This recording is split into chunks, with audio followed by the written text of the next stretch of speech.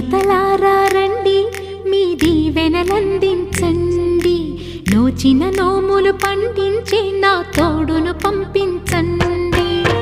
కలలో ఇలలో ఏ కన్నెకి ఇలాంటి పతి రాడనిపించే వరుణ్ణే వరముగా ఇవ్వండి.